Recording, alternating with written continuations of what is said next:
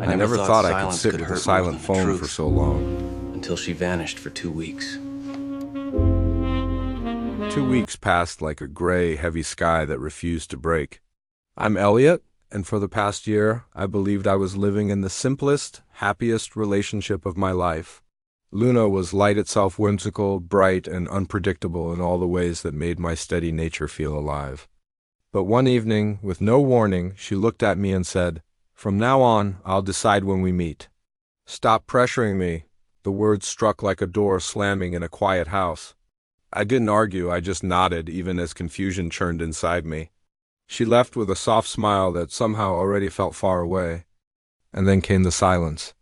Not a resting silence, but a silence that stretched into days, then weeks, punishing, intentional, heavy. No texts, no calls, no good morning. Nothing. Friends asked if I was okay. I didn't have an answer. Nights were the worst, lying awake, replaying our last conversation on a loop. What did I miss? What changed inside her? I kept waiting. Not because I was naive, but because I believed she wouldn't disappear without a reason. 14 days passed. 14 days of doubt and worry tangled into something unbearable. The knock was gentle, so soft I almost thought I imagined it. I was slouched in my armchair, staring at the wall. The sound jolted me upright. My heart pounded so hard it felt like part of the knock itself. I walked to the door, every step loaded with fear and longing, peering through the peephole. It was Luna, standing there in a soft gray cardigan, her eyes carrying something fragile I hadn't seen before. My throat tightened. I opened the door. "Hey," I whispered.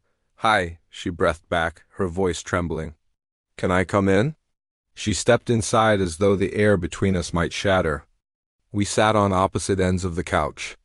The silence stretched gently, not cold or angry, but fragile, like a bridge built of glass. Finally, she spoke. I needed time, Elliot. I didn't know how to tell you without hurting you, but I had to step back." I felt overwhelmed. Her fingers trembled, her voice wavered. And suddenly all my doubts, all my imagined betrayals fell away. This wasn't a woman walking away from love. This was a woman drowning in her own thoughts. Sometimes the silence you fear the most, I sent abandonment, is someone trying to find themselves before they lose you both. I took a quiet breath. "I didn't know if you were coming back."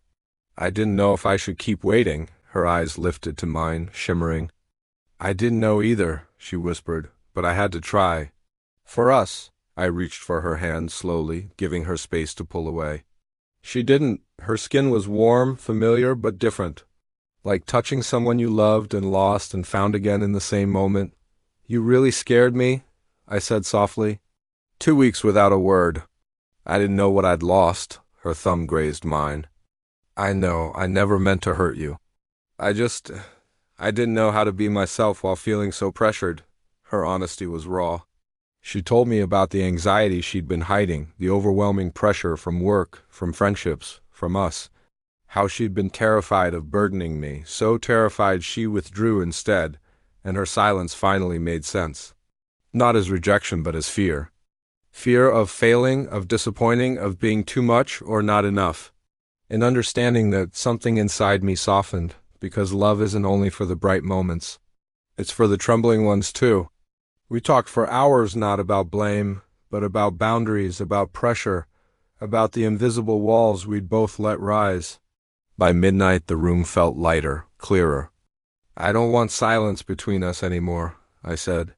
"I want us to talk, even when it's uncomfortable," she nodded. "I want that too, more than anything." Her vulnerability didn't weaken her. It made her real. The next morning, we took a walk in the park. No deep conversations, just small things. Her laughing at a bird, her hand brushing mine. Something had shifted. Not back to what we were, but forward to something steadier. Weeks passed. We texted less, but spoke more meaningfully. We didn't snap back into perfection. We rebuilt, bit by bit. One evening, she rested her head on my shoulder and whispered, "Thank you for waiting, for not giving up on me." I smiled. "And thank you for trusting me enough to come back." Sometimes the greatest gestures aren't dramatic. They're quiet returns and whispered apologies. If you've ever felt lost in the silence of a relationship, remember that communication is key. If you're struggling, talking to a professional can provide the tools you need to find your voice again. Thanks for watching.